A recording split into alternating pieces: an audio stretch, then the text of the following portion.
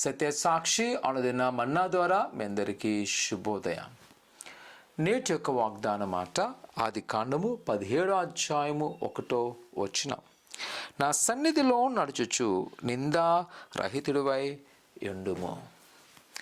పరిశుద్ధుడైన దేవుడు అబ్రహాము గారిను పిలిచి వాగ్దాన దేశాన్ని చూపిస్తూ ఆ ప్రయాణంలో ఉన్నప్పుడు ఆయన చెప్తున్న ఒక మంచి మాట, సూచన మాట విధంగా ఈ యొక్క 17వ అధ్యాయం ఏంటి అంట, నిత్య నిబంధన నేర్పిస్తున్నప్పుడు ఆ నిబంధన ప్రకారం అంటున్నాడు, నా సన్నిధిలో నిందారహితుడివై ఎండుము. ప్రియకుమార కుమార్తె, ఈ లోకంలో ఉన్న ఆలోచన పోకడు ఏంటి అంటే, నువ్వు ఎలాగైనా పర్లేదు కానీ డబ్బు సంపాదించుకో అంటుంటారు. నువ్వు ఉన్నత మనసులో ఉండడం కొరకు పర్లేదులే, కొంతమంది మోసం చేసినా పర్లేదు, కొంతమంది నాశనం అయిపోయినా పర్లేదు, నువ్వు బాగున్నావు కదా అనుకునే ఆలోచనలు ఉంటారు. ఇది మీరు కొంచెం అసత్యం అనుకుంటారు, కానీ ప్రతి వారి జీవితంలో జరుగుతూనే ఉంటుంది. కొన్నిసార్లు మనమే చిన్న చిన్న మోసాలు చేసైనా సరే మనకు ప్రయోజనకరం ఉండాలనుకుంటాం.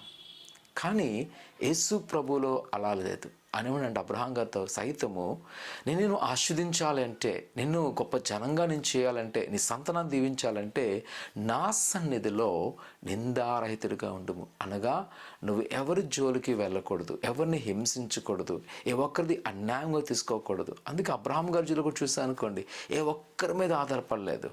సొదొమ గొమొర్రాలను మనం చూసినప్పుడు అన్నీ నాశనం అవుతున్న పరిస్థితులు ఉన్నాయి, కానీ ఆయన మాత్రము ఆ రాజులు ఇచ్చే ధనాన్ని తీసుకోలేదు. ఆయన చెప్తున్నాడు, నేను యెహోవా చేతే ఆశించబడ్డానని. లేదా అబీమెలెకు రాజులు కానీ చూస్తున్నప్పుడు వారు యొక్క స్థలం ఫ్రీగా లేదు, ఇది ఖచ్చితంగా నేను కొనుక్కోవాలి.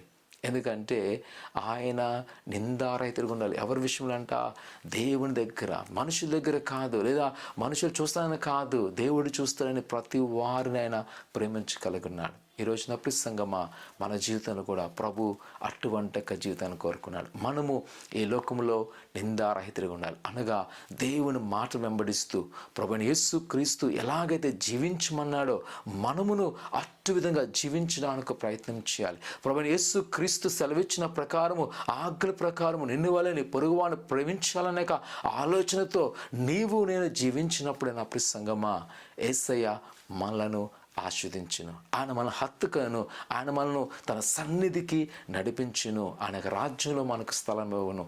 ఒకవేళ ఈరోజు నువ్వు ఆ యేసయ్యకు నిందారహితునిగా జీవిస్తావా? ఆయన మార్గములో కొనసాగించబడతావా? ప్రార్థన చేసుకుందాం. పరిశుద్ధులైన దేవా, నీకు వందనాలు అయ్యా. మా కష్టాలు కాదు, మా ఆపదలు కాదు, మా దుఃఖ దినాలు కాదు, ఆయన నీ కొరకు నిలబట్టకు సహాయం చేయండి, నీ మీద ఆధారపట్టకు సహాయం చేయండి, నీ మాటకు లోబట్టకు సహాయం చేయండి. నీ సన్నిధిలో నిందారహితులు ఉంటకు సహాయం చేయబడుతుంది దేవా, నీకు వందనాలు. నీ కృపాక్షములతో నింపబడుతున్నాను దేవా, నీకు వందనాలు. నీ కృపాదీవులు దయచేసి దేవా, నీ కృపాక్షములతో ప్రతి వారికి ఏ విధంగా అయితే నువ్వు ఆశించాలనుకున్నావో అట్టి విధముగా మనం ఆశీర్వదించబడుతున్నాను దేవా, నీకు వందనాలు. నీ దీవెన దయచేయండి, నీ యొక్క కృపాక్షలను నింపి బలపరచుకోమని యేసు నామమున అడుగుతున్నాం తండ్రి, ఆమేన్. ప్రభునందు నమ్మకుంచండి, ఆయన మనల్ని నిందారహితులుగా తీర్చి ఆయన ఆశీర్వదింపును గాక, ఆమేన్.